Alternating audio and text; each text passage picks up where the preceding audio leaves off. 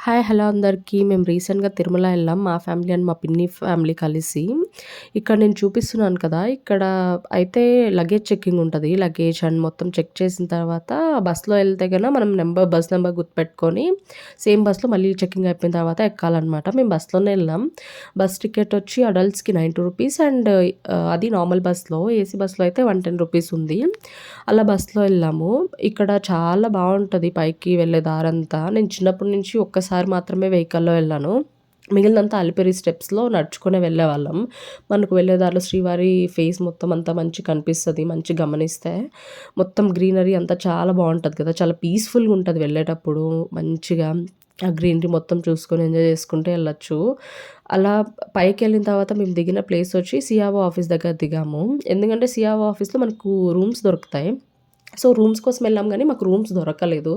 So, కాసేపు wait చేసాం గానీ, అర్లీ మార్నింగ్ ఓపెన్ చేస్తామన్నారు. సో, మేము అందుకోసం అనేసి తలనీలాలు ఇచ్చేసాం. తలనీలాలు ఇచ్చి, దాని తర్వాత ఫ్రెష్ అయిపోయాం. కొత్తగా ఒక బిల్డింగ్ వచ్చింది. అక్కడ చాలా బావుంది. హాట్ వాటర్ అంతా గూడా వస్తాయి.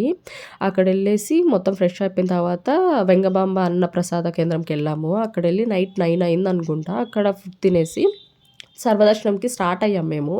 సర్వదర్శనం స్టార్ట్ అయితే అర్లీ మార్నింగ్ 6కి వదులుతాం. ఇప్పుడు లేదు అన్నారు. సో, అక్కడే దగ్గరలో స్టే చేశాము. ఆ నైట్ కాసేపు. మాకు 12కి అలా వదిలేసారనుకుంటా సర్వదర్శనంది. మళ్ళీ మేము 12కి క్యూలో ఎళ్ళిపోయాం.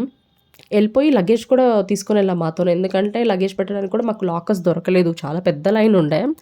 సో, ఎందుకు వెయిట్ చేయడం అనేసి అలానే లగేజ్ పట్టుకొని ఎళ్ళిపోయాం. మళ్ళీ అక్కడే మధ్యలో మనకు లగేజ్ కౌంటర్ వస్తది కదా! అక్కడ లగేజ్ మొత్తం సబ్మిట్ చేసేసాం. మా లగేజ్ అండ్ మొబైల్ ఫోన్స్ అంతా. లగేజ్ ఇచ్చేసి దర్శనం మాత్రం ఎంత బాగా అయిందంటే చాలా చాలా బాగా అయింది. దేవుడిని మంచిగా దర్శించుకున్నాం. మళ్ళీ లడ్డూలు కలెక్ట్ చేసుకొని అండ్ మా లగేజ్ అండ్ మొబైల్స్ కలెక్ట్ చేసుకున్నాం.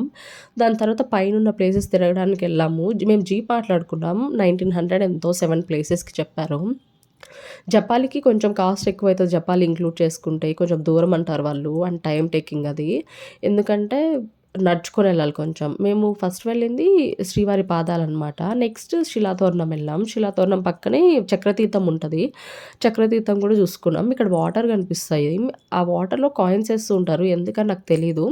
బట్ చాలా బావుంటది చూడ్డానికి. అండ్ చక్రతీర్థం దర్శించుకున్న తర్వాత మేమెళ్ళింది డైరెక్ట్ జపాలి ఎళ్ళాము.